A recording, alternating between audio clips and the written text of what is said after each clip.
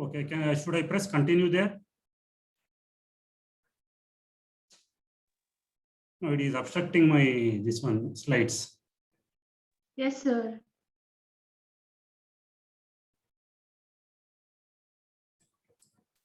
Again, it is showing as disabled. Am I audible to students? Yes, sir. Yes, sir. Seen effect of posture, exercise, and gravity and cardiovascular system? Yes, sir. Yes, sir. PPT, is it visible? Yes, sir. Yes, sir. Okay, thank you. I'm going to start off today. The class is related to the effect of posture, exercise, and gravity on the cardiovascular system. Am I audible even now? Yes, sir. Yes, sir. Okay, thank you. Okay, the effect of posture on cardiovascular system. So usually when we get up early in the morning, you should have seen that when you don't rest for about 30 seconds, suddenly when you try to get up, you tend to fall. Have you observed that from childhood? Am I audible? Yes, sir. Yeah. Yes, my sir. question is, have you people observed that when you get up early in the morning, first time, and suddenly when you get up without sitting for a few seconds, you tend to fall down. Have you observed that anytime? Yes, sir. Yeah, that is mainly the effect of your cardiovascular system on the posture. So starting with that example, the change in body posture affects the functions of cardiovascular system. Okay. The changes are more marked when a person immediately stands up from supine posture. So that's the example that which I gave. That is early in the morning when you get up, you tend to fall down.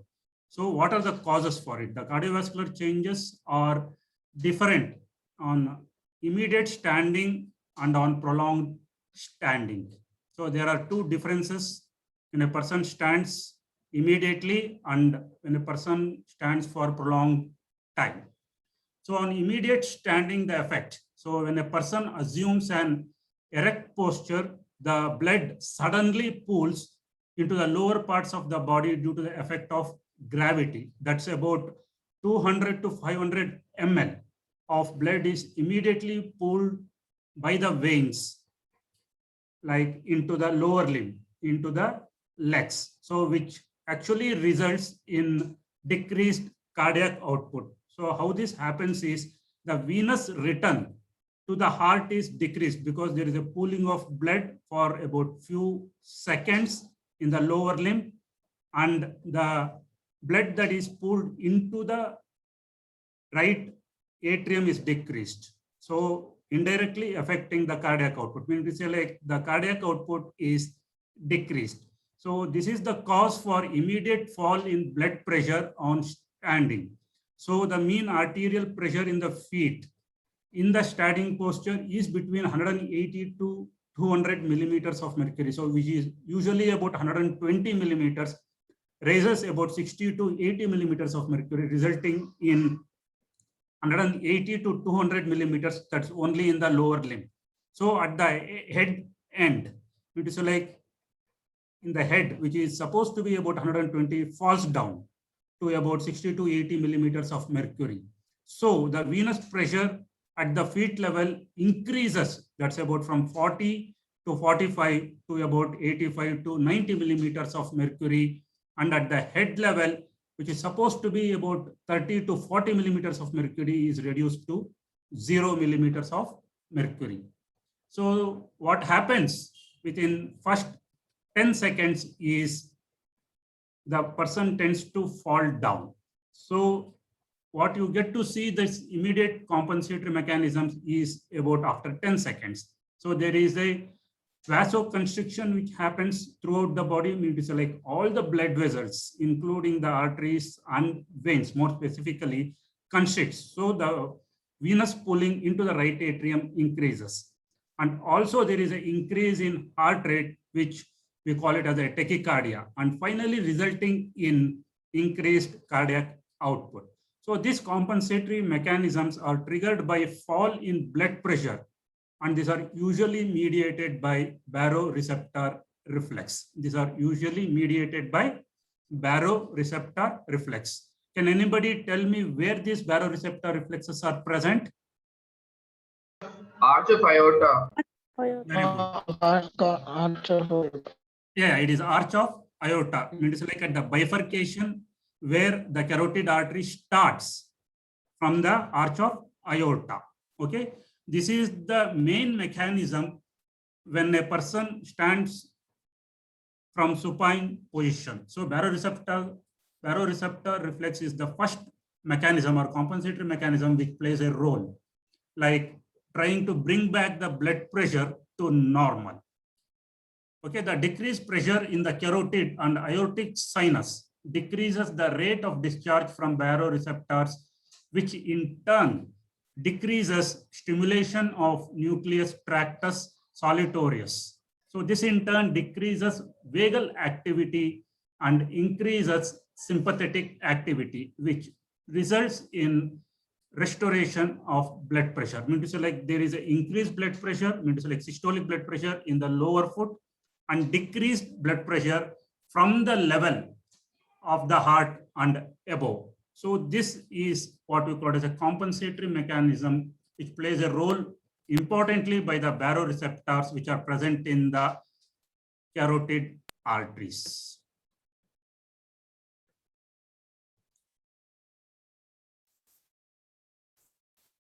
So on prolonged standing, that previous slide was about the immediate standing. So what happens if a person stands for a longer duration?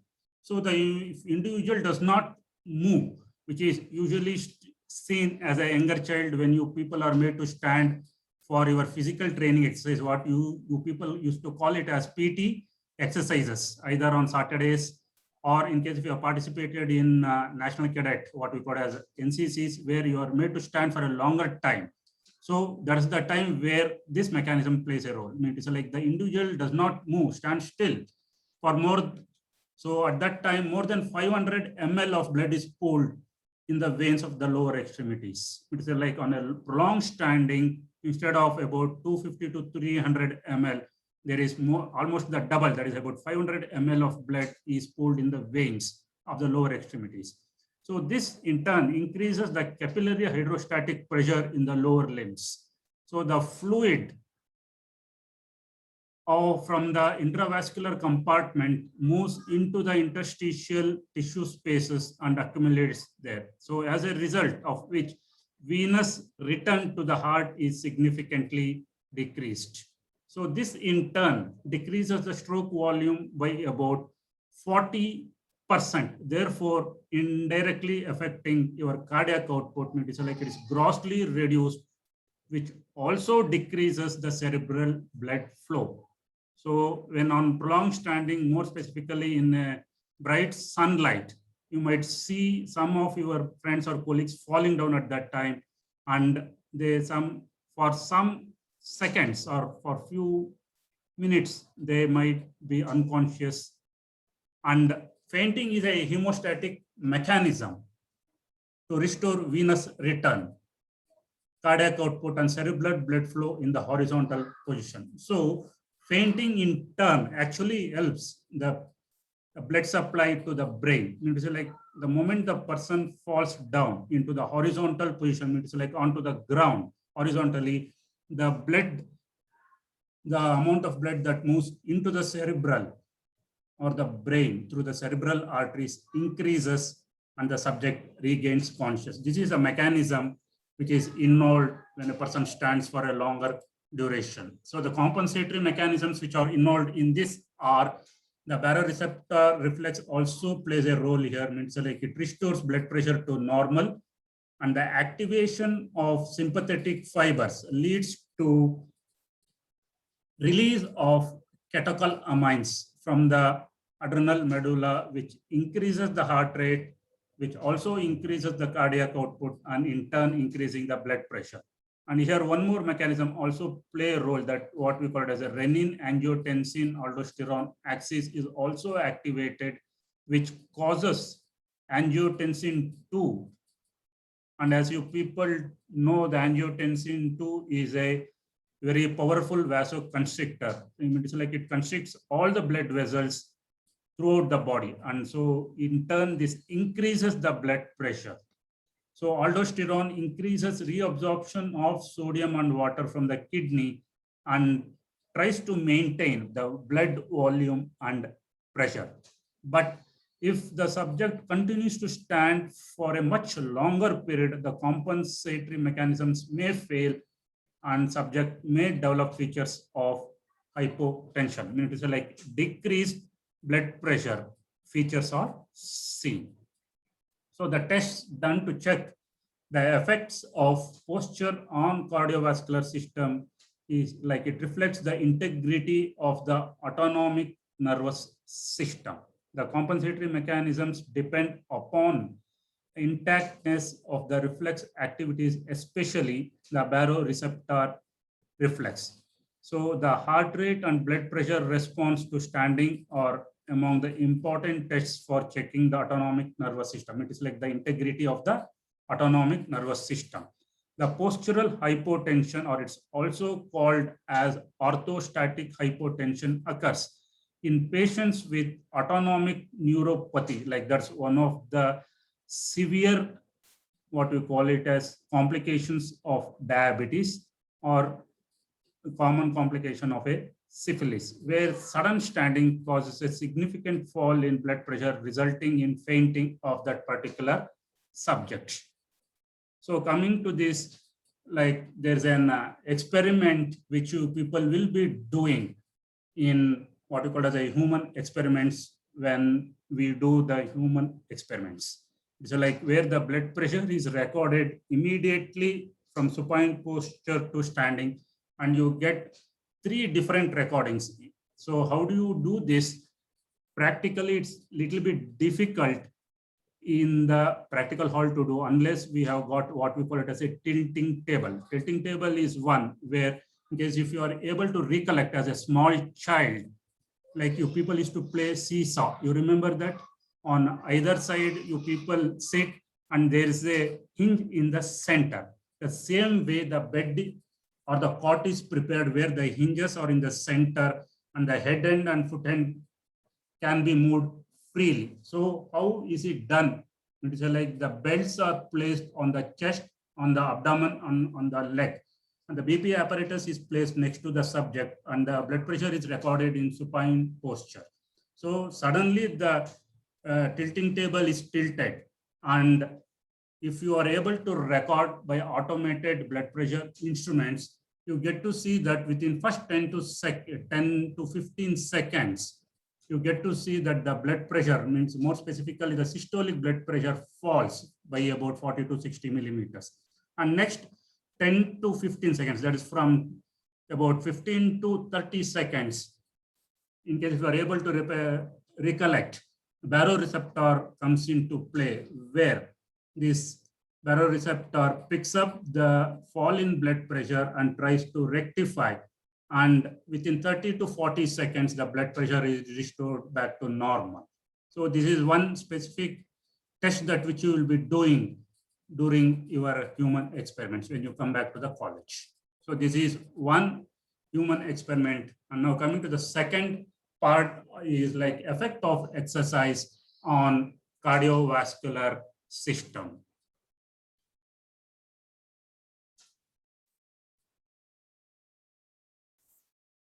So there are about 3 types of exercises which can be categorized here. That is, one is mild exercise, moderate exercise, and severe exercise. So this is one type of exercises. The other type of exercise which I will be discussing is at the end of this. That is what we call as isometric exercise and isotonic exercise, where in that isotonic means the tonicity of the muscle is going to remain the same, whereas the length of the muscle is going to change. Whereas isometric means the length of the muscle is going to remain constant, whereas the tonicity is going to change. Now coming to this mild exercise, these are categorized based on the heart rate and oxygen consumption. So this mild, moderate, and severe exercises is based on the oxygen consumption and heart rate. So mild exercises, the oxygen consumption is about 0.5 to 1 liters per minute.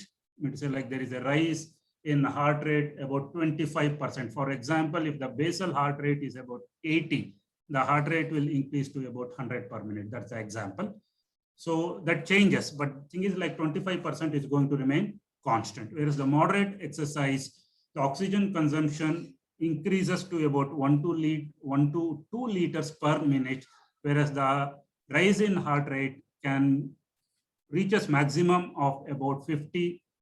It is like it raises the basal heart rate, again, considering the 80 beats per minute as a constant, or as an example, it raises up to 120 beats per minute. Whereas in severe exercise, so the oxygen consumption is more than 2 liters per minute. So the heart rate increases to about 75 to 100%. That is from basal heart rate of 80 per minute, it increases to about 150 or more beats per minute. In case anybody has heard of something called as TMT? Yes? Okay, that's one of the tests, treadmill test, which is done for cardiac. So that's one of the exercises where initially first 3 minutes, you can get to see these mild exercises. And the second 3 minutes where the speed is increased slightly, where the person is asked to walk faster on the same treadmill.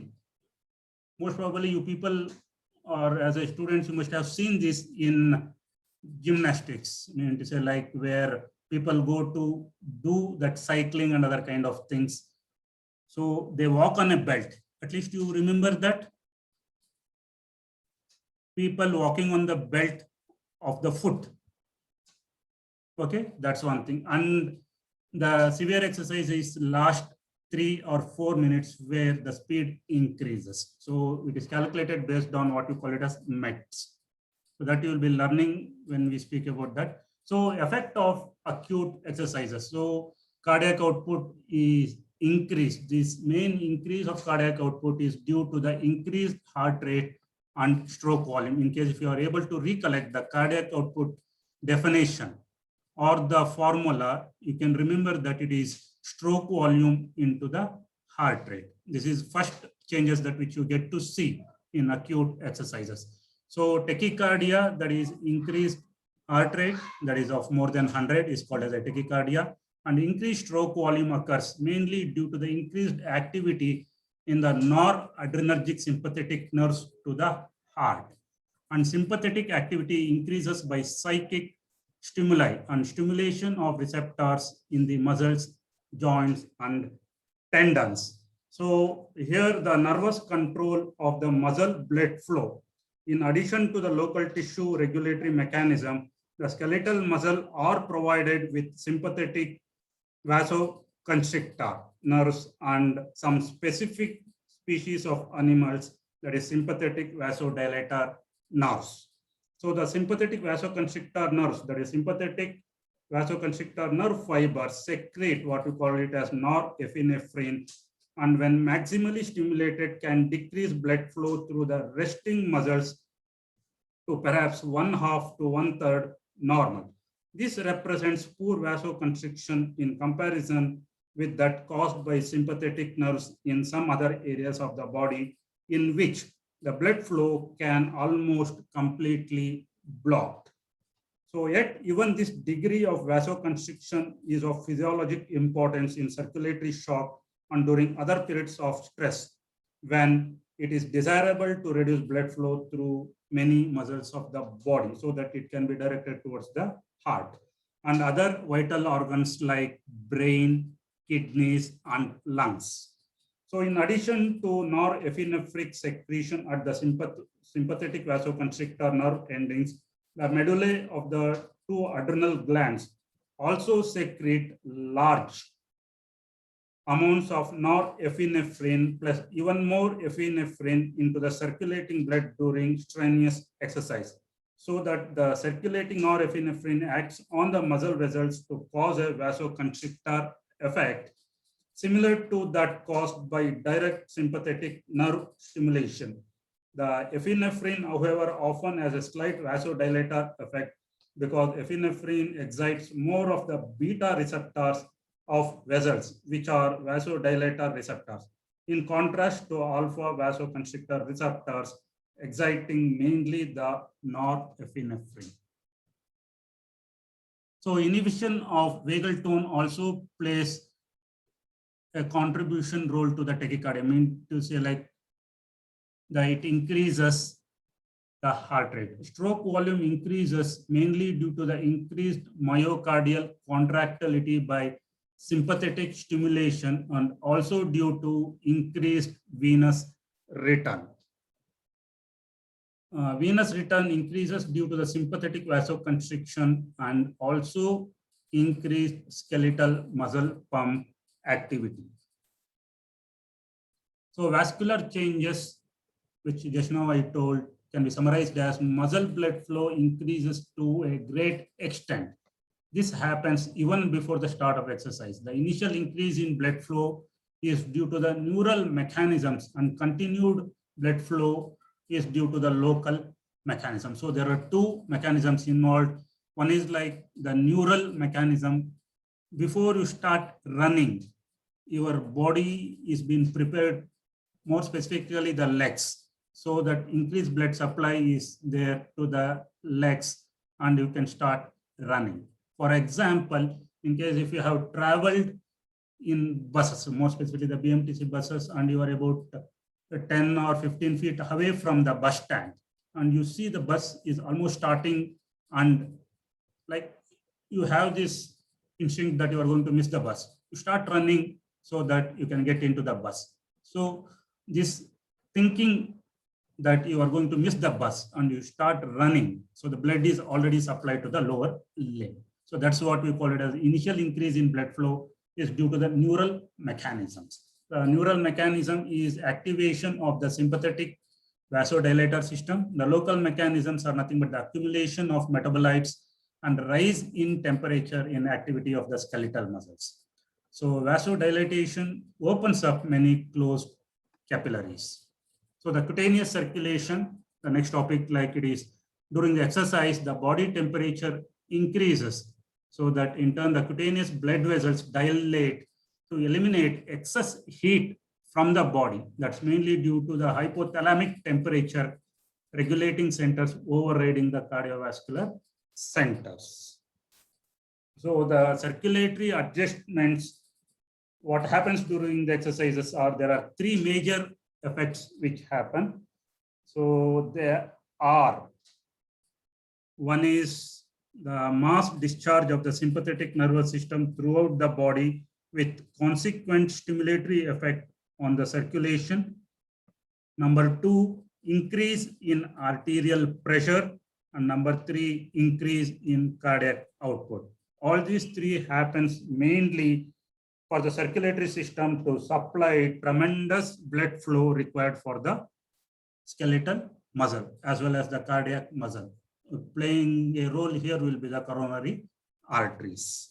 So now the effects of mass sympathetic discharge. So at the onset of exercise, signals are transmitted not only from the brain to the muscles to cause muscle contraction, but also from the muscle control corners or the centers of the brain into the vasomotor center to initiate mass sympathetic discharge throughout the body. So the simultaneously the parasympathetic signals to the heart are greatly attenuated, means like it is decreased. Therefore, three major circulatory effects result. One, the heart is stimulated to greatly increased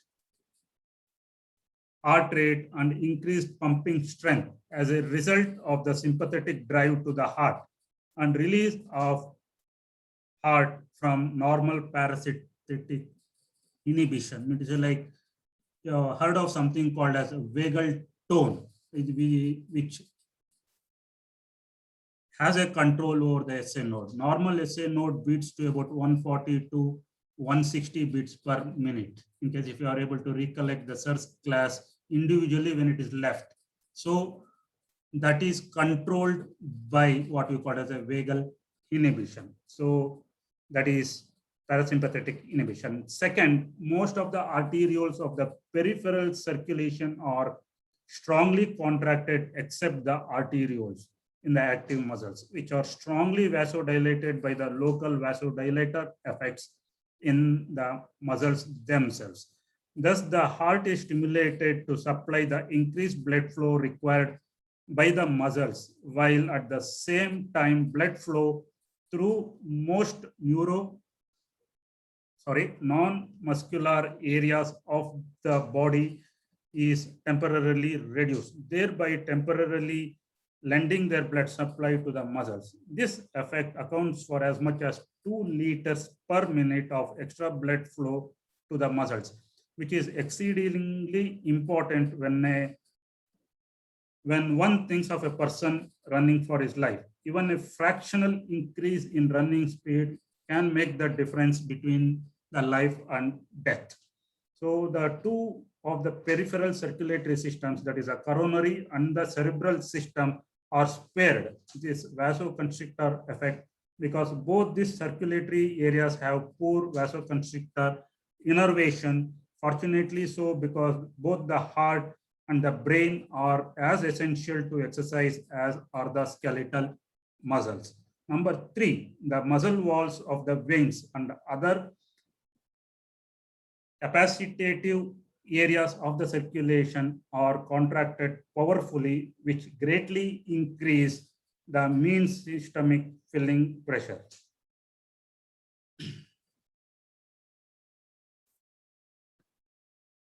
So blood flow to the brain, that is, it remains unchanged.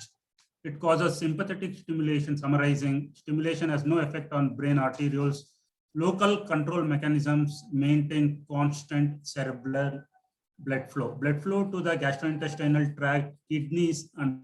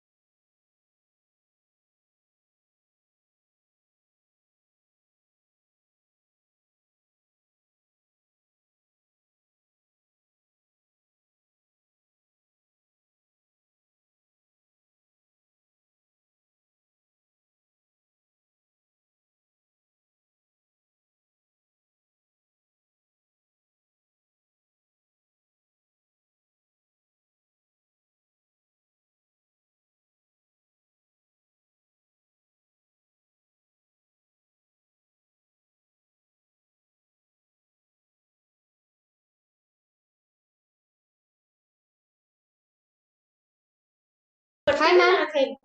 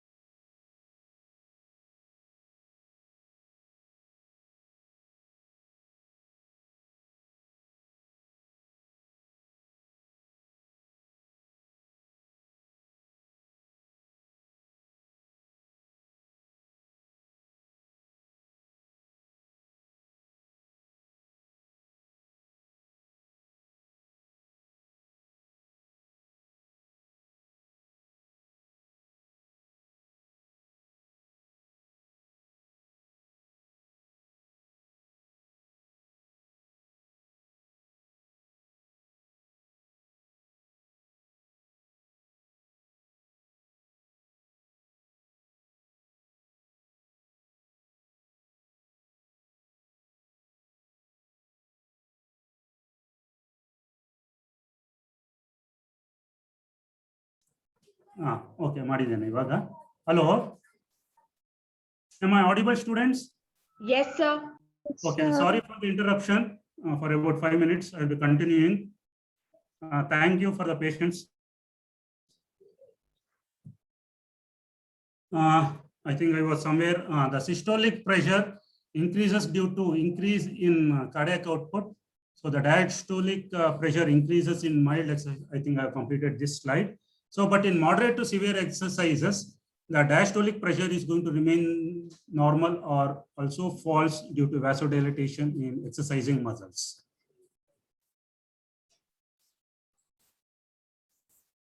So the systemic blood vessels also dilate in severe exercises due to rise in body temperature, that is thermal vasodilatation, and deposition of metabolites like lactic acids, potassium, and carbon dioxide in active tissues. It's mainly due to the metabolic vasodilatation.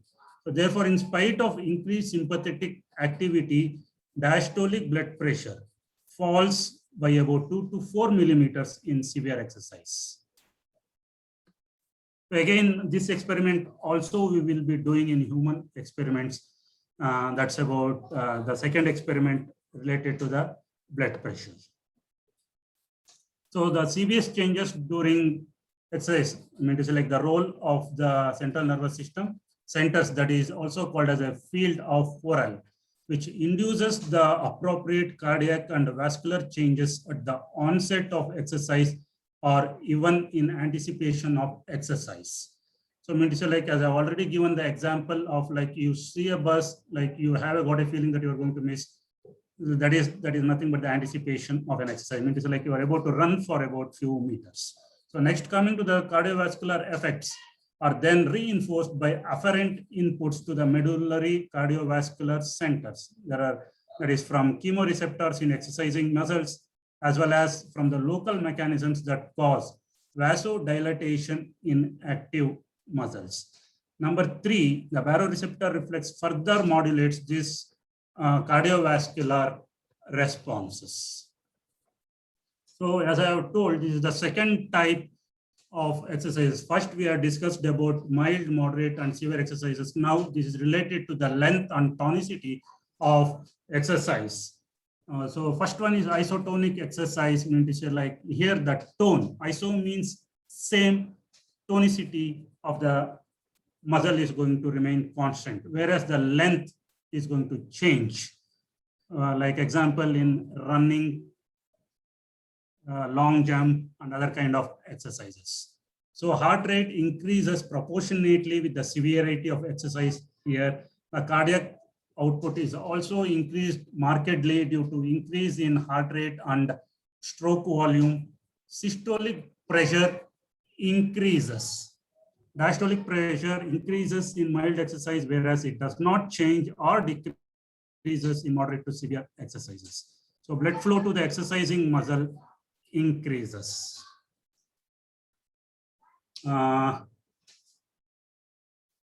isometric exercises, the length of the muscle is going to remain constant, whereas the tonicity changes. For example, you imagine extending your both the upper limbs and pushing a wall. There's an example for isometric exercise where the length of the muscle is going to remain constant, whereas the tonicity changes. The heart rate, again, in this rises at the start of the exercise. This is mainly due to decreased vagal tone. Stroke volume changes, but very little, whereas a systolic and diastolic pressure both are increased in this, and blood flow to the exercising muscle decreases. This is mainly due to because the length of the muscle is going to remain constant.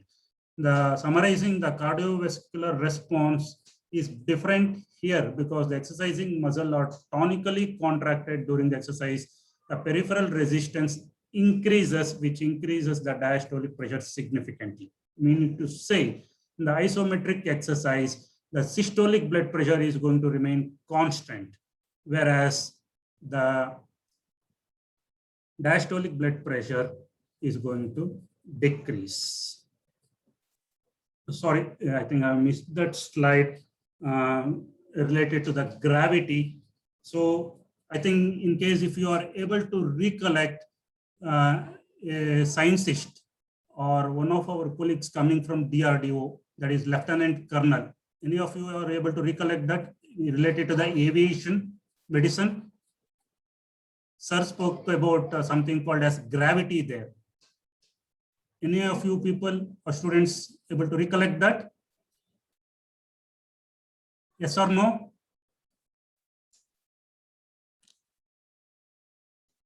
No, not getting any response. Am I audible at least? Sir. Sir. Okay, my question is like about a couple of months back, you remember one of our colleagues, mean to say like Dr. Lieutenant Colonel had come from DRDO.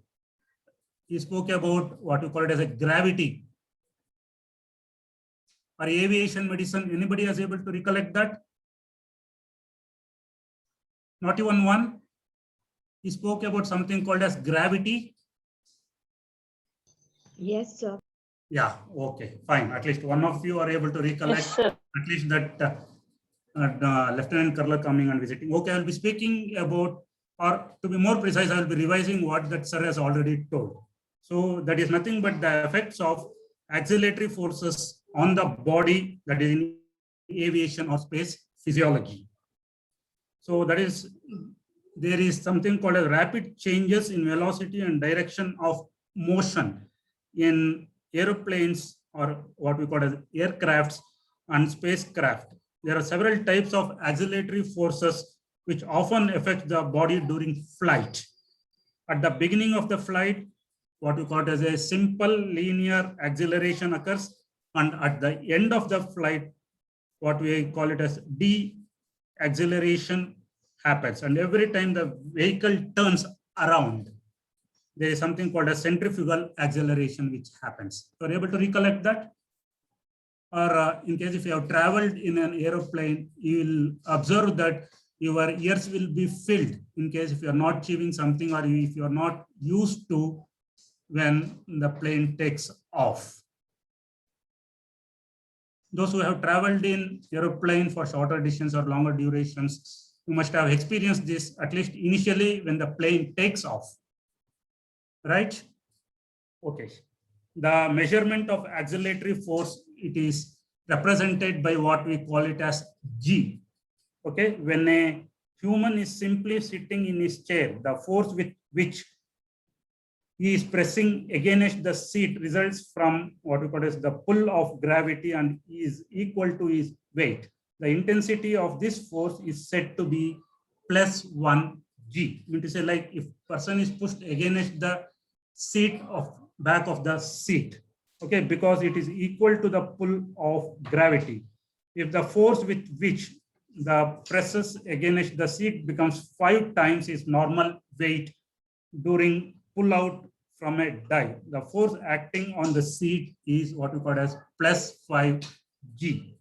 So if the airplane goes through an outside loop, it is like it's taking a turn in the air so that the human is held down by his seat belt, the negative G is applied to his body.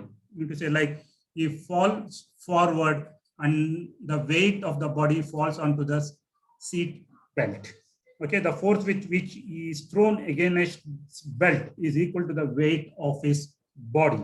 So the negative force is called as minus 1 G. Please try to recollect what sir has already told in detail. I'm just revising those things, that's all. So the effects of centrifugal accelerative force, what we call as a positive G on the body.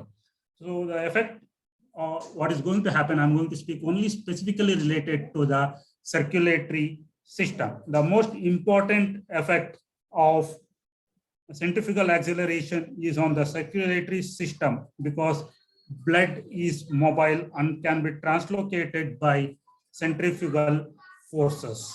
When the aviator is subjected to what we call as positive G, the blood is centrifuged towards the lowermost part of the body.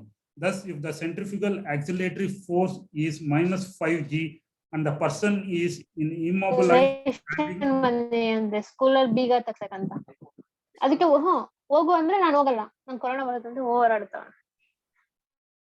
Somebody is speaking. Yeah, please mute in case if somebody is speaking in your houses. So the hydrostatic pressure in the veins of the feet becomes 5 times normal. That is, it increases to about 450 millimeters of mercury. So even in that sitting position, this pressure almost nears about 300 millimeters of mercury. So as the pressure in the vessels of the lower part of the body increases, the vessels passively dilate and a major proportion of the blood from upper body is translocated into this lower blood vessels, it is like into the legs more specifically. Because the heart cannot pump unless blood returns to it, the greater the quantity of blood pulled in this way, the lower body, the less becomes the cardiac output. So you can see the changes in systolic and diastolic arterial pressure. That's in the upper body when axillary forces is about plus 3.3 G is suddenly applied to a sitting person. Note that both these pressures fall below. That's about 22 millimeters of mercury for the first few seconds, after which the acceleration begins, but then return to the systolic blood pressure reaches about 60 millimeters of mercury. And the diastolic blood pressure of 20 millimeters rises to about another 10 to 25 millimeters of mercury in next 30 seconds. So this secondary recovery is caused mainly by the activation again by these baroreceptors. These baroreceptors plays very important role when there is decrease in blood pressure within first 10 to 15 seconds. So baroreceptors is the first mechanism which always plays a role. So acceleration greater than 4G or which reaches to about 6G causes blackout of the vision within a few seconds and unconsciousness shortly thereafter. If this greater degree of acceleration is continued, the person tends to die. So this has to be managed.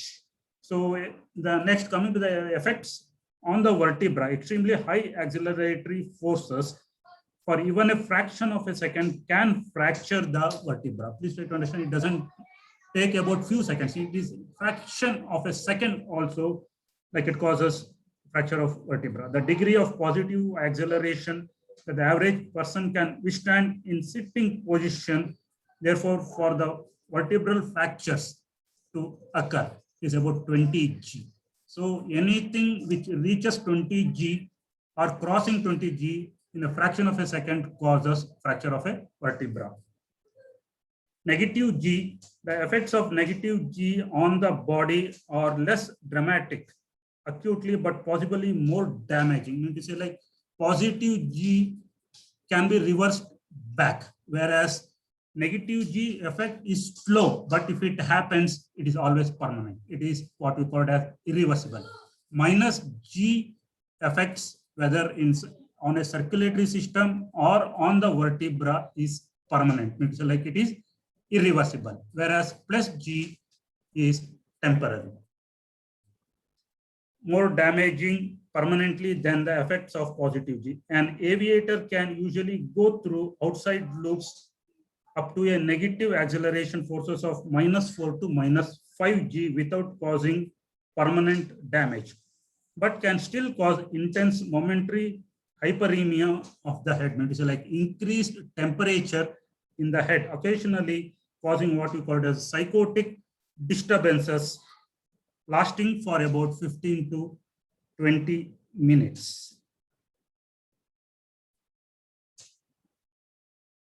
So next, coming to what we call it as how do we protect? So the protection of body against centrifugal acceleration. So there are specific procedures and apparatus have been developed to protect aviators against the circulatory collapse that occurs during positive G. First, if the aviator tightens his or her abdominal muscles to extreme degree and leans forward to compress the abdomen, some of the pooling of the blood in large vessels of the abdomen can be prevented, thereby delaying onset of blackout. Now, please, I'm just asking you people to recollect when a person was sitting inside and when recollect the video which sir had shown you people, where there was a comparison between a male and a female pilots which were being tested. A person blackouts within first 10 seconds because that person had not bent forward and abdominal muscles was not contracted. Whereas the second pilot, means a lady, was able to do that and she was able to overcome that blackout. Please try to recollect about the 10 to 15 seconds video which sir had shown you people. So that's the same thing which I am trying to tell you people now. First, if the aviator tightens his or abdominal muscles to some extreme degree and leans forward to compress the abdomen, some of the pooling of the blood in the abdominal vessels can be prevented. The simplest. Also, the special anti-G suits have been devised to prevent pooling of blood in the lower abdomen and the legs. So the simplest of this applies positive pressure to the legs and abdomen by inflating compression bags as the G increases. Theoretically, a pilot submerged in a tank or a suit of water might experience little effect of G forces.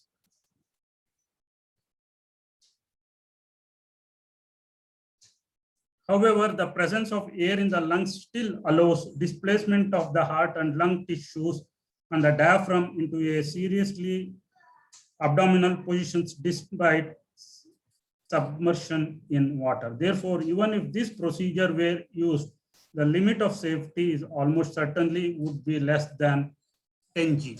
It is like even after following these procedures, a person can tolerate up to 10 G only. Anything excess of 10 G will definitely cause either a temporary or permanent damage. So any questions related to this?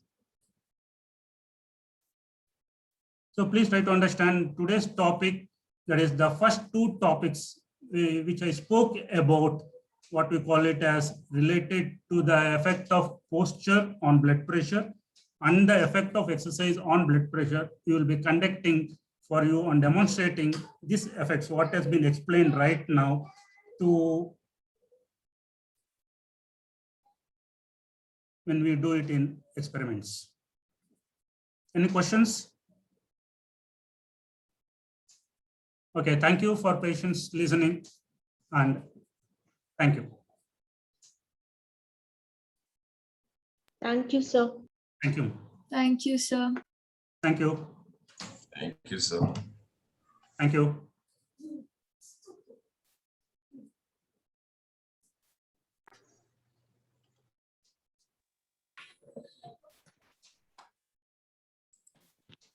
Good morning, sir. Yes, ma'am.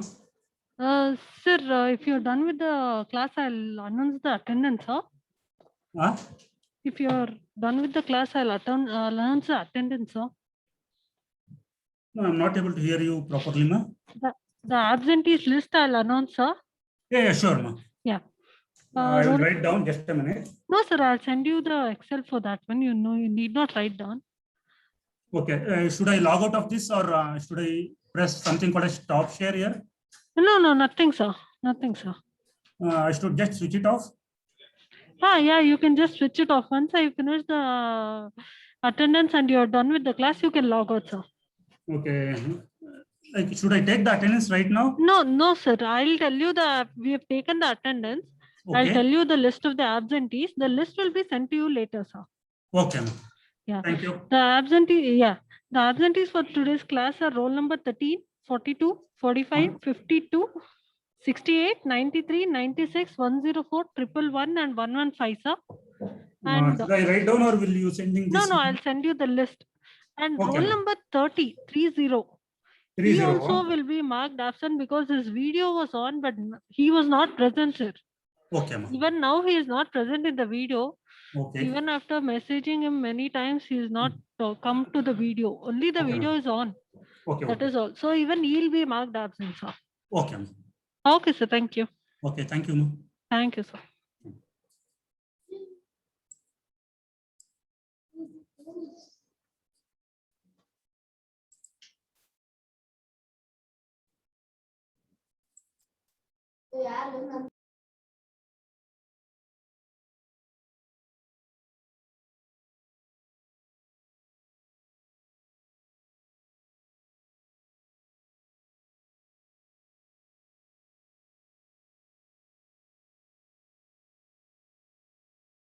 Per day.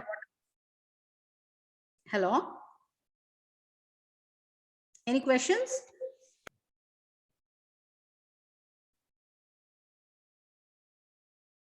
If you have any questions, I think you can just ask at the end of the class. Okay.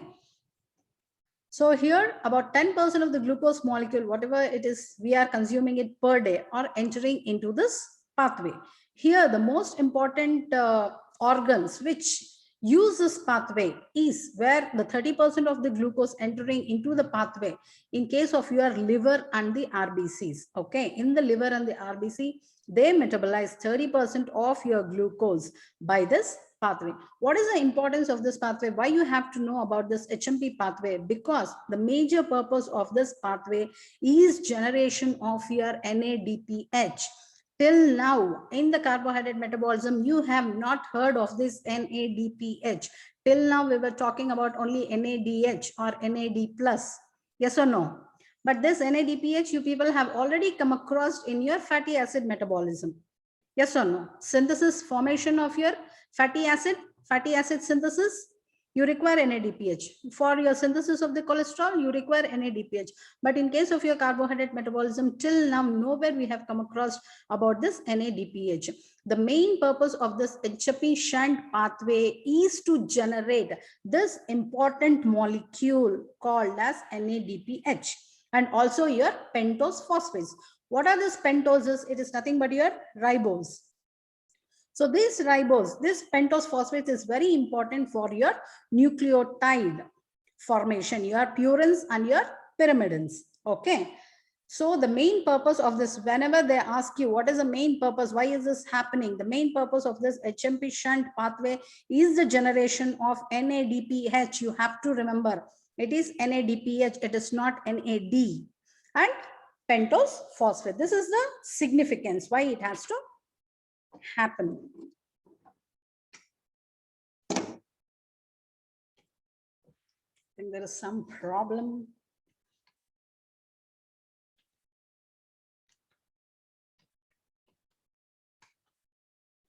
One minute. Okay. Now here in this slide, you have come across, there is two terminologies. One is NAD and one more is NADP. Both NAD and NADP are different. You people have learned in your vitamins, that is the coenzymes. That chapter has been completed. Where is this NAD coming from? Which vitamin? NAD and NADP. It is from? It is from niacin. N stands for niacin. So it is from NAD and NADP. They are the coenzyme forms of your niacin. You have to remember this NADH is used for the reducing reaction in the catabolic pathway. There are two pathways you people would have learned in your second PU. There are anabolic pathway, there are catabolic pathway. Anabolic is your building up, whereas the catabolic is your breaking down. It is broken down in order to give the energy. Here this NADH acts as a reducing. It is used in the reducing reaction for the catabolic pathway, where one example in your glycolysis is the pyruvate to lactate. It is a dehydrogenation reaction. Pyruvate is reduced to lactate in the presence of NAD, where this NADH will enter into your electron transport chain and finally the ATP is generated. This is about your NADH. What happens to your NADPH? NADPH is used for reductive biosynthetic reactions. It is in the anabolic reactions. Here it is a biosynthetic reactions which is taking place. That too reduction.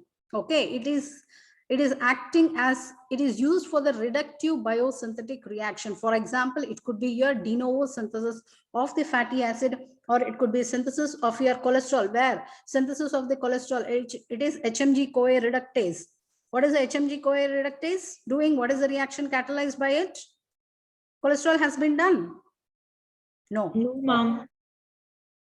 Yes or no? No, ma'am. No, okay. It is in the synthesis of the cholesterol where the HMG-CoA reductase is a rate limiting enzyme where it requires this NADPH. In case of the de novo synthesis of the fatty acid, also NADPH is required. Okay, so this NADPH is very, very important where it is produced by your hexose monophosphate shunt pathway. This NADPH will never enter your electron transport chain. So no ATP is being generated because of this NADPH. So you have to be very clear what is NADH and what is NADPH. They both are different. NADH is used in the catabolic pathway, whereas NADPH is used in your biosynthetic reaction. Here it enters the electron transport chain and ATP is generated. Whereas in NADPH, it will not enter the electron transport chain and no ATP is generated.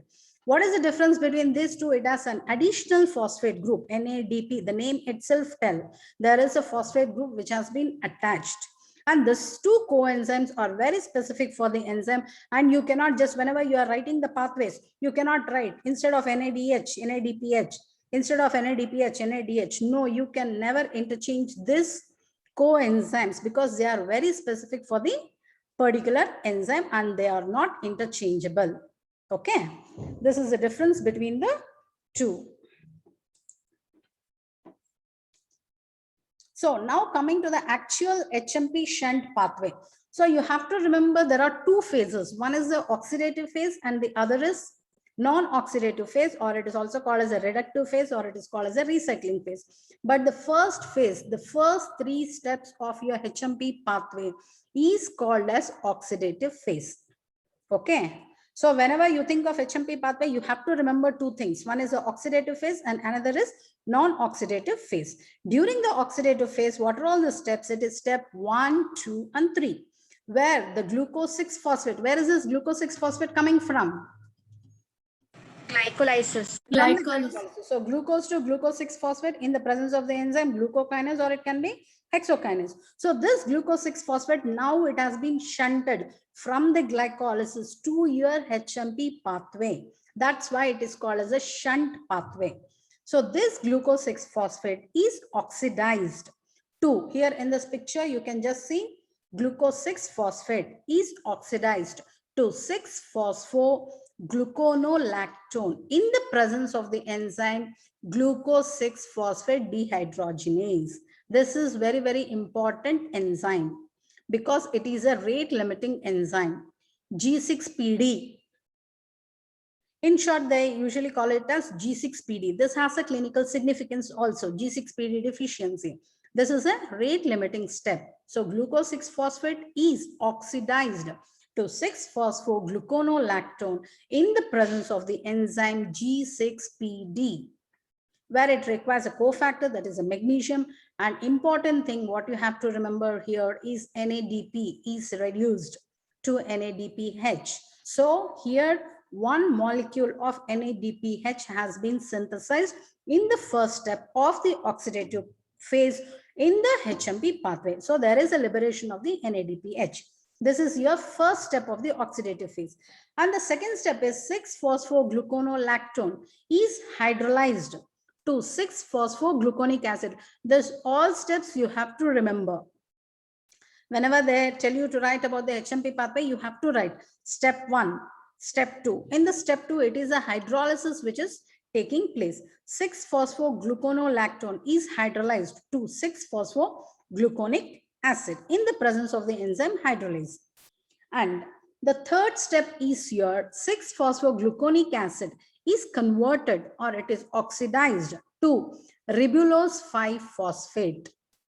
Okay, it is ribulose 5-phosphate. And here also the enzyme is dehydrogenase. Okay, in the first also it is dehydrogenase, that is glucose 6-phosphate dehydrogenase. In the third step also it is dehydrogenation, or it is oxidation which is taking place, 6-phosphogluconodehydrogenase, where NADP is once again reduced to NADPH. So in this oxidative phase, you are going to get 2 NADPH. Okay. Along with that, there is a removal of carbon dioxide. There is a decarboxylation reaction also taking place. Okay. Is this reactions clear? So it is during oxidative phase, there are 3 steps, step 1, step 2, and step 3, where in the step 1, the reaction is catalyzed by the rate limiting enzyme. It is your glucose 6-phosphate dehydrogenase. In short, it is called as a G6PD, and there is one molecule of NADPH which is produced. And in the third step, once again, it is 6-phosphogluconate dehydrogenase, where one more molecule of NADPH is produced. Along with that, carbon dioxide is released.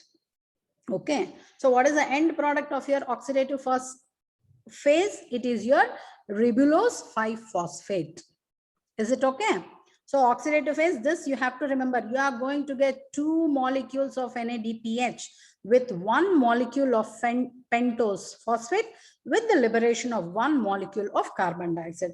This is all about your oxidative phase. Now next, coming to your non-oxidative phase, or it is also called as a recycling phase, or it is also called as a regenerating phase, where the glucose phosphate is once again regenerated back. So the step 4, in the step 4, it has been divided into 2 types. One is 4A and 4B. When you go back and check in your textbook, you will come to know 4A and 4B. In the further slides, I'll just show you. This is a non-oxidative phase where in the step 4, this ribulose 5-phosphate can get epimerized to form xylulose 5-phosphate, or in the presence of isomerase, it can get converted into ribose 5-phosphate. Okay, so it is 4A and 4B. So there are 2 different enzymes. One is your isomerase and one is your epimerase. You people know what are epimers and what are isomers, because we have discussed that in your chemistry of carbohydrate. So what is the epimer? It is, there is at one single carbon atom, there is a spatial configuration of H and OH will be different. Okay, so here it is your epimerase. When the epimerase is acting, it is the product what you're getting is xylulose 5-phosphate. In the presence of isomerase, it is your ribose 5-phosphate. This ribose, where we have come across, it is in your nucleotides. So these are all the pentose intermediates what you are going to get from your HMP pathway. As of now, the 2 things, whatever the significance I told, has been served. One is NADPH, it gives pentose intermediate. So this is the reaction where you are going to get your pentose intermediate, that is ribose 5-phosphate. So it has 2 fates you have to remember. One is it can undergo isomerization or it can undergo epimerase. So it is 2 different things. If it is isomerase, the product here or the molecule which you are going to get is ribose 5-phosphate. If it is epimerase, it is xylulose 5-phosphate. Both are important. Okay. Now, the 5th step, this and all you have to remember, because this, they have written it here, first trans-ketolase reaction. Whenever they tell it first, then definitely there should be a second one. Okay, otherwise they would have just written it as trans-ketolase reaction. Here it is in the 5th step, it is first trans-ketolase reaction. So the enzyme TPP, what is this TPP coenzyme? Where you have learned? Thymine. Yes, it is in your B1. What is soluble vitamin? That is thiamine, that is B1. There you people would have learned it catalyzes a reaction where it acts as a coenzyme for the trans-ketolase. Where is this trans-ketolase acting? It is in your HMP shunt pathway. Okay, where this ribose 5-phosphate and xylulose 5-phosphate, that is epimerase and isomerase, both are acting. So what happens is 2 carbon unit. This 2 carbon unit will be transferred from your xylulose 5-phosphate to ribose 5-phosphate in order to form your pseudoheptulose 7-phosphate. Here you are having 5 carbon atom. Here also you are having 5 carbon atom. So what is happening in this trans-ketolase reaction?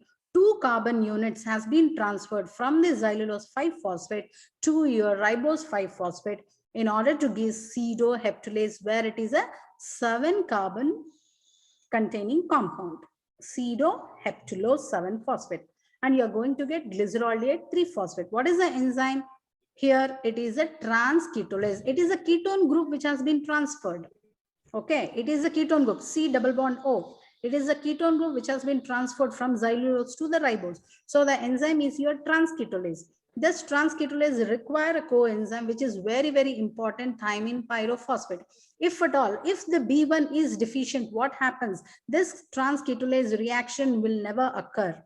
And once again, there is a deficiency of the further thing. So this is important, transketolase with thymine pyrophosphate. This is your first transketolase reaction, where the summary is there is a 5 carbon atom, 5 carbon atom. And so you are going to get 7 pseudoheptulase with glycerolidate 3-phosphate. Is it clear? Transketolase. Now, the next step is your transaldolase reaction. Okay, what is this? First one is your transketolase.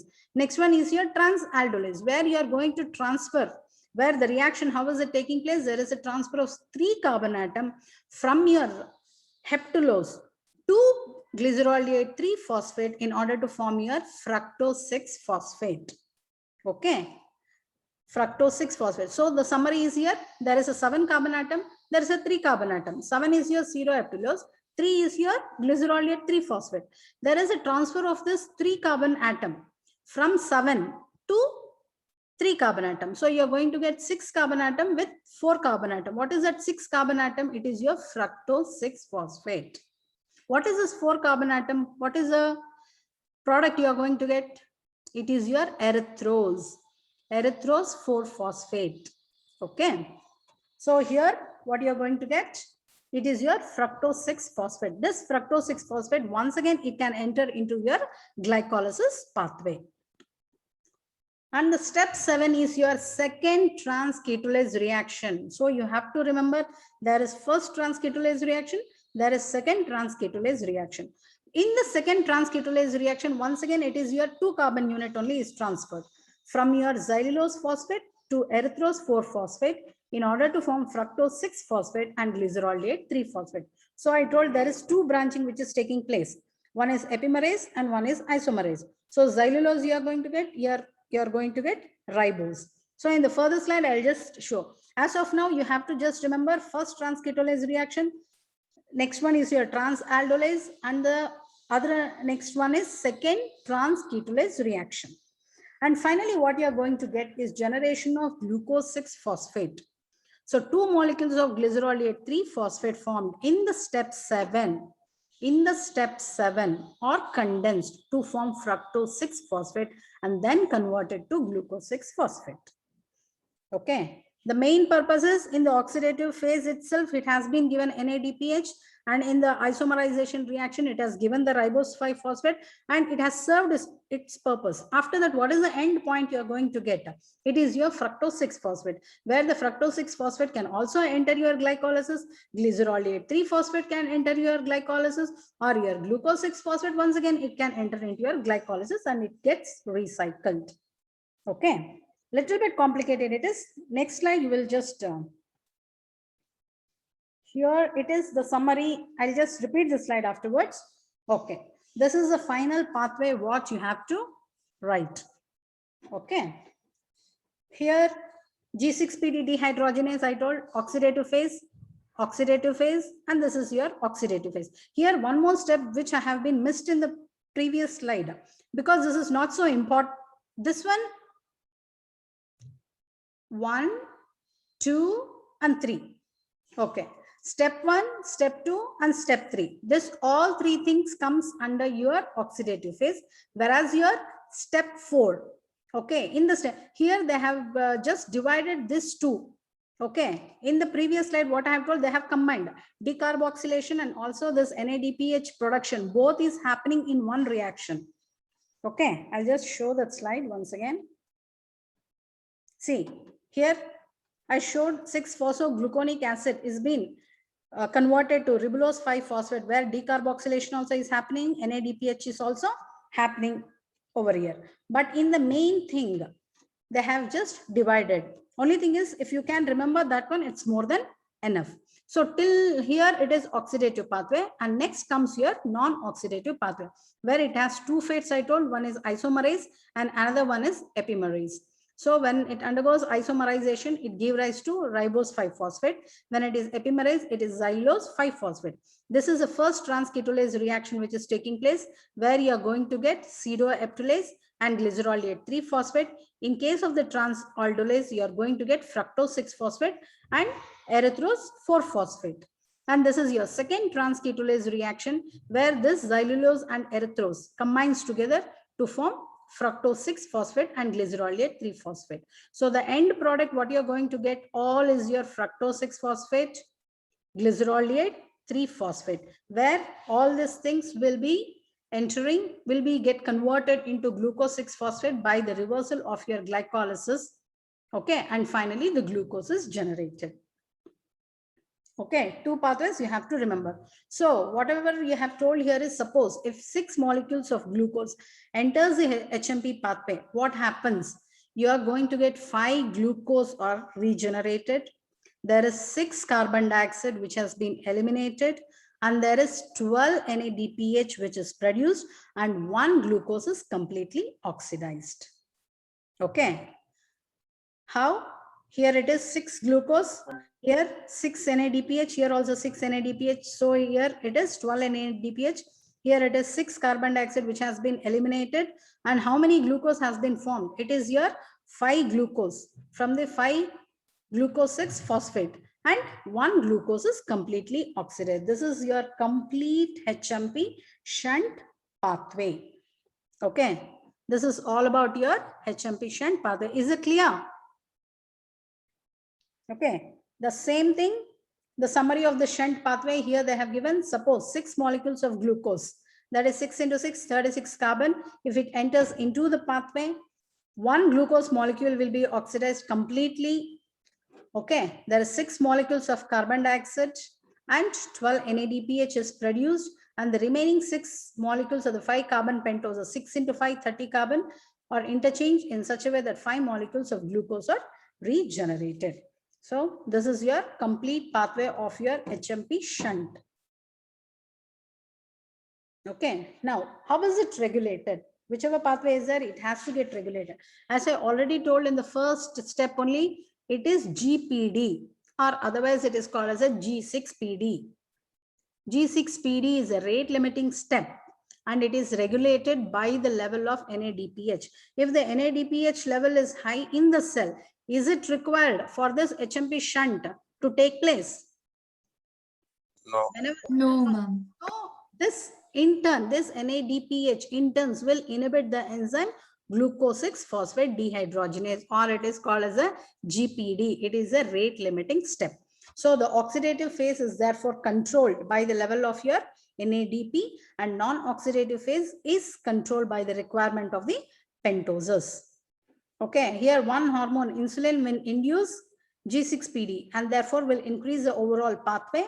When more NADPH is needed, the pathway will progress into the completion. So it is your G6PD is a rate limiting enzyme, and it is inhibited by the NADPH. That is a simple regulation. Okay. Regulation of your HMP shunt. Now, why you have to know all these things? What is the physiological significance of this pathway? The main purpose of this shunt pathway, as I already told, is to produce ribose phosphate for the nucleotide synthesis. And one more thing is it has to generate NADPH. Okay, why is this NADPH so important? Why is this NADPH so important? Because it is important for your lipid synthesis and also your steroid synthesis, for your cholesterol synthesis, in order to combat your oxidative stress. Or it is very important in case of your detoxification of the xenobiotics. Where is this happening? It is happening in the following organs. That is liver, adipose tissue, adrenal cortex, mammary gland, testes and ovaries, RBC, and the lens of the eye. Okay, the oxidative phase of the pathway is seen in the following organs. Where is the steroid synthesized? Where is the lipid synthesis happening? Liver. Liver. Okay, what is the adrenal cortex doing here?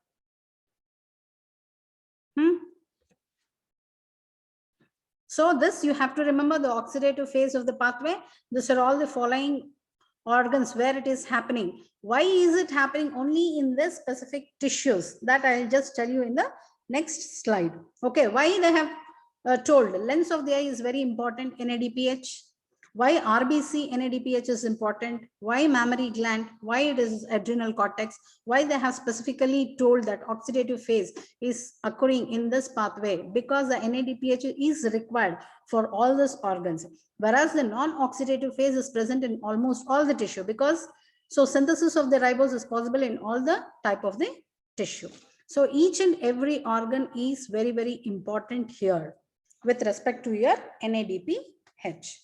So here, to produce NADPH, which is required for your, why NADPH is required for your reductive biosynthesis, where your fatty acid synthesis required NADPH, cholesterol synthesis is requiring steroid hormones. All this biosynthesis requires NADPH. What is this free radical? Have you heard of this free radical? Free Yes. radicals. Yes? Yes, ma'am. Yes, ma'am. Yes, reactive oxygen species. Have you heard?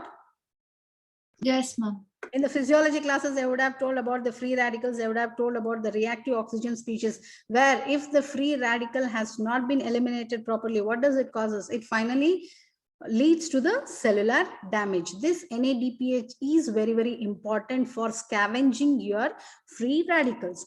So here, what are all the free radicals? For example, it might be your peroxide, which has been produced in the cell due to the metabolism, superoxide anion, peroxide, hydrogen peroxide, and your hydroxyl radical. All of this, okay, they are the free radicals where it can cause damage to the cell membrane, to the cellular organelles, and finally lead to the cellular damage.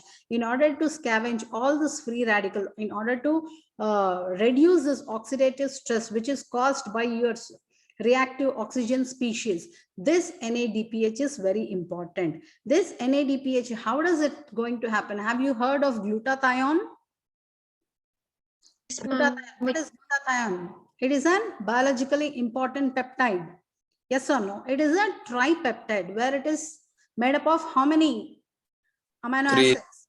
It is three. What are those? Glycine, cysteine, glutamine.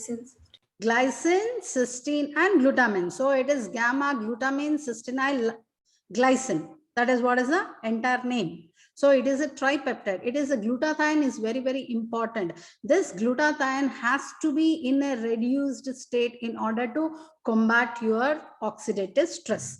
If at all, if the glutathione is in oxidized form, then there is a cellular damage. If it is in the reduced form, it will finally fight with your free radicals. That is how this NADPH is very, very important for your free radical scavenging, or in order to combat your oxidative stress. And the second thing is maintain RBC membrane integrity. RBC membrane integrity. In the previous slide, I told RBC very important. Lens of the eye is very important. Why? Because this membrane integrity has to be maintained. If at all, if there is a lysis of the RBC, what it leads to? It can give rise to a hemolytic anemia. So if the membrane has to maintain the integrity, this glutathione, GSH, whatever has been written here, in order to keep the GSH in the reduced state, in order to keep this glutathione in the reduced state, you require this NADPH. Okay, if NADPH is there, this glutathione will be in a reduced state. If it is in the reduced state, then there is no free radicals, then there is no damage. Then the RBC membrane integrity will be maintained. And also the next important thing is prevention of methemoglobin formation. What happens if there is methemoglobin? Methemoglobin. What happens? Combine with oxygen. It happens. It will be in plus 3 state.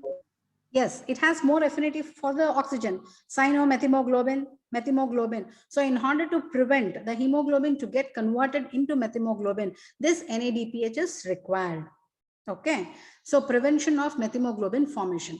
And the next thing is detoxification by the hydrolyzation. So whatever, there are so many metabolic reactions whichever will be taking place in and out each and every minute. There is a toxic products which will be produced in our body. So that toxic products has to be removed from our system by detoxification reaction. How is the detoxification taking place? It is by hydroxylation. That procedure also require your NADPH. So here detoxification, NADPH is required, and also maintain the transparency of the lens. Okay, transparency of the lens. In order to maintain the transparency of the lens, once again, this NADPH is required in the reduced form. Okay, this NADPH is required. And one more is bactericidal activity of the macrophages.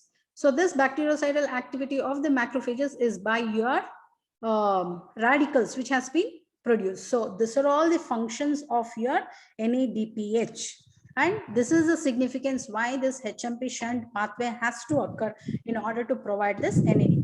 Whenever they ask the significance and tell you to write, name the significance of the HMP shunt pathway, you have to write all this point. Reductive biosynthesis, very important for your free radical scavenging, where the oxidants will be produced. This acts as an antioxidant, where the oxidative stress will be relieved by this, and the free radical scavenging. Next important thing is it maintains the RBC membrane integrity, prevention of your methemoglobin formation, detoxification is very, very important, transparency of the lens, and also the microbicidal, bactericidal action of the macrophages. All requires the NADPH. So this HMP shunt pathway has to work properly. Okay, and the second important function is here, it produces ribose and deoxyribose. You know, ribose and deoxyribose is very important for your DNA and the RNA synthesis. Where is this coming? It is from your HMP shunt pathway. And here, one more important thing is why you have to know about this HMP shunt pathway so much, because there are few people where this enzyme will get deficient. That's why I told it has a clinical importance. It is glucose 6-phosphate dehydrogenase deficiency. What happens if there is deficient? It will not be converted. Glucose 6-phosphate will not get shunted into your HMP pathway.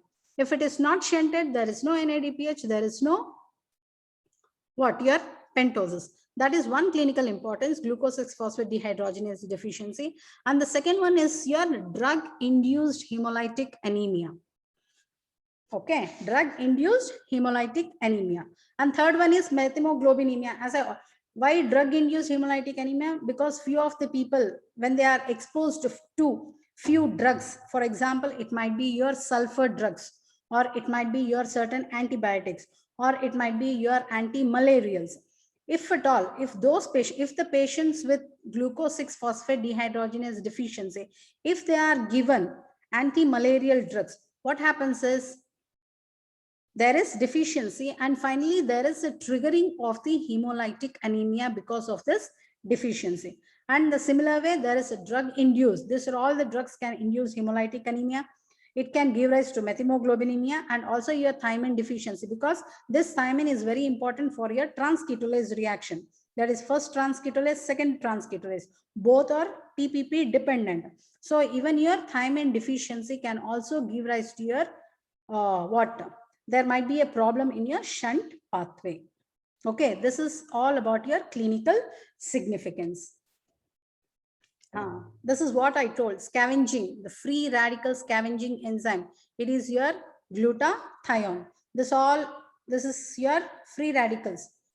So the enzyme is called as a superoxide. These are all the superoxide where the superoxide dismutase, that is SOD, and the glutathione peroxidase, where the oxidized form has to get reduced. Here, this is your oxidized GSSG. This is your oxidized glutathione. It has to get reduced in the presence of the enzyme glutathione reductase. How is this reduction happening? It is with the help of your NADPH. So NADPH is very, very important in order to keep this glutathione in the reduced state in the presence of the enzyme glutathione reductase. So where is this NADPH coming? It is coming from your HMP shunt pathway, that is glucose 6-phosphate dehydrogenase. If this glucose 6-phosphate dehydrogenase is absent, if it is deficient in few people, what happens? This entire system is collapsed and there is increase in the oxidants. Whenever there is increase in the oxidants, there is increased oxidative stress and there is an increased cellular damage. Where the protein gets denatured, where the fatty acids get destroyed, all the cellular organelles will get damaged, and finally it can give rise to your hemolytic anemia. There is no detoxification happening properly. Okay, this reaction is very, very important. Free radical scavenging system. It is all about your glutathione. This is the reaction what you have to write. Important enzyme is your glutathione reductase, where it requires a NADPH. These are all your superoxide, peroxidase, all these things are your free radicals. And this I told, the generation of the reactive oxygen species in the macrophages. What are the functions of the macrophages? Phagocytosis. It is phagocytosis. Huh? Macrophages. It has to kill the bacteria. Macrophage. Macro. What is macro? What is phage? Okay, here generation of the reactive oxygen species in the macrophage. See, once again, the most important enzyme in your HMP pathway, you have to remember it is your glucose 6-phosphate dehydrogenase. If this is not working, there is no NADPH. Okay, here NADPH in the presence of the oxidase will be converted. This oxygen is reduced and finally it forms the myeloperoxidase and it helps in the killing of the bacteria. So macrophage and polymorphonuclear leukocytes, there is a respiratory burst where this superoxide dismutase and the myeloperoxidase will act and finally the bacteria is killed by the macrophages. So whenever this glucose 6-phosphate dehydrogenase is deficient, what happens? There is no bacteria which has been killed. No, it has not been killing. What happens? There is an increased rate of infection happening in those patients. Okay. If this G6PD is deficient, they are more prone for infection. If this G6PD is deficient, they are more prone for your hemolytic anemias. Okay. So the thing what I was telling you about G6PD or GPD deficiency. In short, G6PD is called as a GPD. It may be deficient in some person, and this is one of the most common enzyme deficiencies seen in the clinical practice. It is an X-linked recessive trait. It is an X-linked recessive disease where this G6PD will finally give rise to your drug-induced hemolytic anemia. The important enzymes, what you have to remember, okay, because before you prescribe some medicine, there will be a history. In the history, we will just ask, are you allergic to some drugs? Do you have any drug-induced allergies? So in case of this G6PD deficiency, if at all, if certain drugs are given to this patient, what happens? It can give rise to hemolytic anemia. So what are those drugs which you can remember? SPIN-F, S-P-I-N, spin-off. Yes, for your sulfur drugs. T, here sulfur drugs, I have not told here, sulfur drugs. P for your primaquine. I for your infections. N for your nitrofurantoin, and F for your fava or the fava beans, or it is also called as a favism. So these are all the few drugs. Whenever it is given to the G6PD deficient individual or the G6PD deficient person, it can give rise to finally hemolytic anemia. So in short, you can just remember it as spin-off. S, sulfur drugs, P for your primaquine, I for your infection, N for your nitrofurantoin, and F for your fava bean or your favism. So what is your primaquine? It is nothing but your anti-malarial drugs. So the patient, whoever is deficient in G6PD, whenever they take the anti-malarial drugs like primaquine, what happens? This primaquine will stimulate the peroxide formation. Whenever there is a peroxide formation, there is no NADPH, there is no glutathione. So it acts as a free radicals and there is an increase in the oxidative stress, and finally it can cause the damage to your RBC. So in this G6PD deficient cells, the level of NADPH will be very low. So there is a further production of peroxidase, and finally it can give rise to your cell lysis. Whenever there is cell lysis, means here it is RBC lysis. Whenever there is RBC lysis, it is called as your hemolytic anemia. So the most important thing is your drug-induced hemolytic anemias. Okay, primaquine is very important, your anti-malarial drugs. And the second one is ingestion of the toxic glycosides present in the fava beans. It might also called as a favism. If we have this also, it can give rise to drug-induced hemolytic anemia. Your sulfur drugs and also your furotandin also can precipitate the hemolysis. So finally, what happens whenever there is a hemolysis, hemolytic anemia? What are the clinical features you are going to get? It is jaundice, because excess of hemolysis is happening. There is no conjugation which is occurring in phase. What is the conjugation which is happening in the liver? Conjugation reaction in the liver. How is bilirubin formed? You have to just correlate. How is bilirubin formed? What is the conjugation? Breakdown of RBC. Breakdown of RBC. Yes, UDP. Have you heard of this UDP in your conjugation reaction? Has this anemia done in your class? Physiology class? Yes, ma'am. Yes. Then whenever there is a hemolytic anemia, when there is excess breakage of your RBC, what happens? There is a heme part, there is a globin part. So globin part, they will be removed. What happens to this heme? It gets converted into your bilirubin, finally, bilirubin and the biliverdin. And that is the reason why it will lead to your jaundice, because the liver is not in a capacity to conjugate whatever the hemolysis is happening.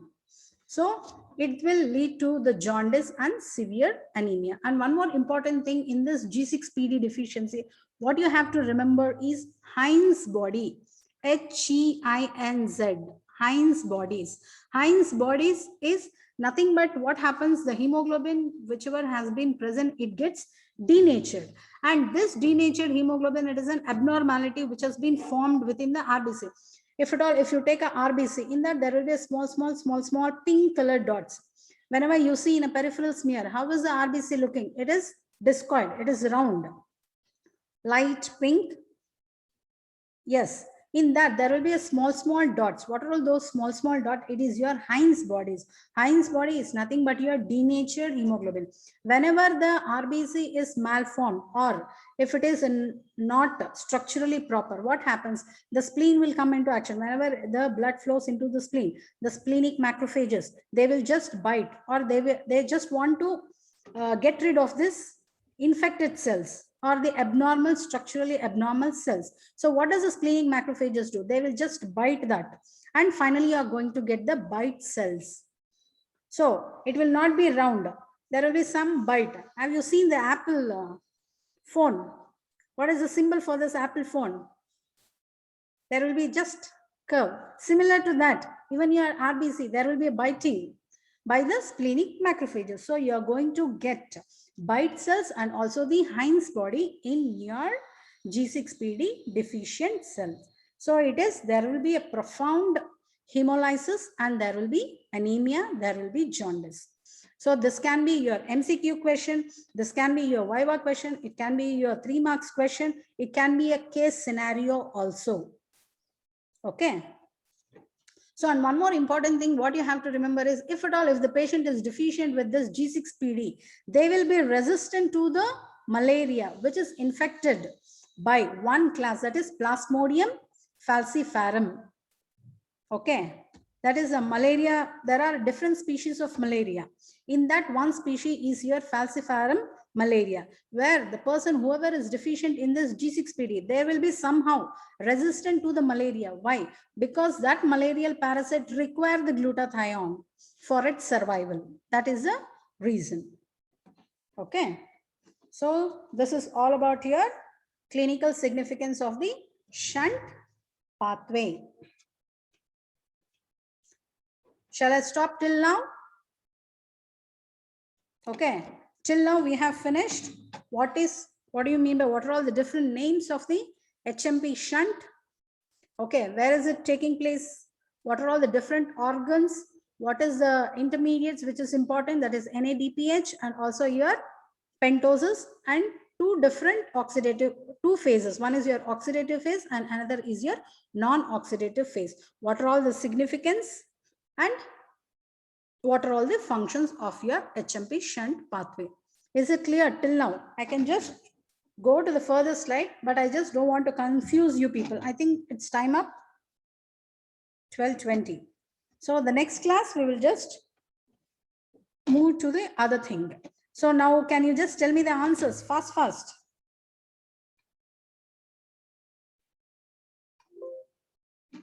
So what is the glucose uptake by the liver cell is?